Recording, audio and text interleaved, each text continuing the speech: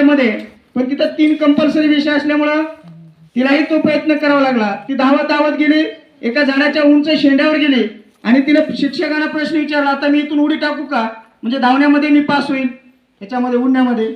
शिक्षक म्हणाले नाही, असं काही जमत नाही, तुला उडावंच लागेल.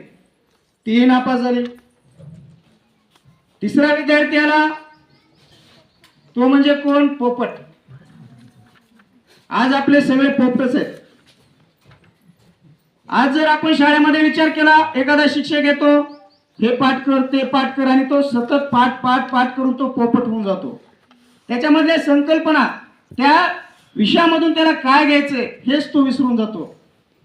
आणि पोपटानं सांगितलं की बाबा मला उडता येतं, पोहता येत नाही आणि धावता येत नाही. तो निघाला, नाही मला तुमच्या शाळेत ऍडमिशनच घ्यायचं नाही. शिक्षकांनी त्याच्या वडिलांनी त्याला पकडलं आणि पिंजऱ्यात टाकलं. तो शिक्षक सांगेल तेच म्हणू लागला.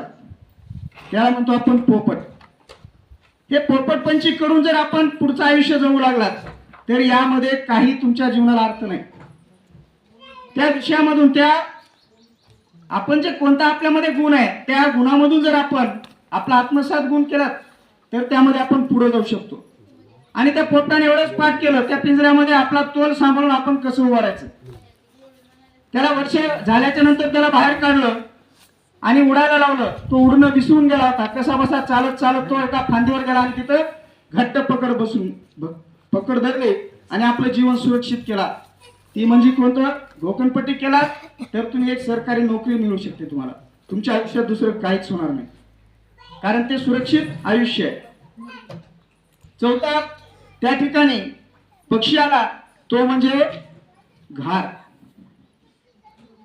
घार बघितली तुम्ही, बघितलीत का नाही, गरुड आहे का नाही. त्या पक्षाला विचारलं की बाबा तू आता एक कंपल्सरी विषय आहे, तू घेशील का. तो पक्षी म्हणला मी मला जे आत्मसात गुण आहे मी तोच गुण करेल. मी या 4 भिंतीमध्ये अभ्यास करणार नाही. मला उडता येतं, पोहता येत नाही पण उडता येतं. ते म्हणजे नाही विषय घ्यावे लागतात. मला धावायची गरजच नाही, मी उडून त्या ठिकाणी जाऊ शकतो. धावत जे प्राणी जाणार आहेत त्या ठिकाणी मी उडून जाऊ शकतो. शिक्षकांना पटलं. पोहता यावं लागतं तुला. तो म्हणला अरे पोहताय कशाची गरज आहे, मी पोहणाऱ्याला आज्यात उचलतो, म्हणजे ते माझ्या घशात आहेत. मग या धावणाऱ्यापेक्षाही तो पुढे जाऊ शकतो, पोहणाऱ्याला तो उचलू शकतो. म्हणजे 3ही गुण त्याच्यामध्ये आहेत. कशामुळं, उडण्याच्या एका गुणामुळं. आणि त्याने सांगितलं, शिक्षक विचारात पडले की बाबा हा गुण तुला कसं, म्हणजे कोणी शिकवलं. त्यावेळेस त्याने म्हटलं, आपण सतत म्हणतो बघा, ज्यावेळेस आपला गुरुपौर्णिमेचा दिवस येतो सगळे विद्यार्थी म्हणतात माझी पहिला गुरु म्हणजे माझी आई आहे, म्हणतात का नाही. त्याने सुद्धा सांगितलं की बाबा मी शाळेत येण्याच्या अगोदर माझी आई ही माझा पहिला गुरु आहे. ते म्हणले कसं काय, विचारात पडले. त्यावेळेस त्याने एक उत्तर दिलं की ज्यावेळेस मी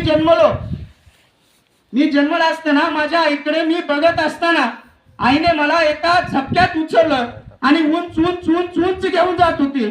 घेऊन जात असताना मी आईला कळवळीने विचारत होतो की आई हा ऊन वारा मला सहन होत नाही, आई मला खाली घेऊन चल. पण आई ऐकत नव्हती, अजून उंच घेऊन जात होती. आणि त्या ठिकाणाहून त्या आईनं त्या बाळाला झपकून सोडून दिलं. बाळ खाली पडत होतं, त्याच्या मनामध्ये विचार येत होता, आईकडे तो बघत होता एकटक नजर टाकून की असं काय केलं असेल, आता मी खाली गेल्यानंतर पडल, माझं जीवन संपल. पण थोड्या वेळाने त्याने आपले पंख काढले आणि एक गिरटी घेतली आणि आपल्या आईकडे बघत तो म्हणाला, आई मी उडायला शिकलो. आणि तेव्हापासून तो पक्षी आज सक्सेस आहे. तुमच्या अंगामध्ये जे गुण आहे तो गुण जर तुम्ही आत्मसात केलात, त्याच गुणाला तुम्ही आपलं मानलात आणि त्या गुणाच्या मागे लागलात तर तुम्ही जीवनामध्ये नक्कीच सक्सेस व्हाल. कोणाच्या मनावर तुम्ही वागू नका.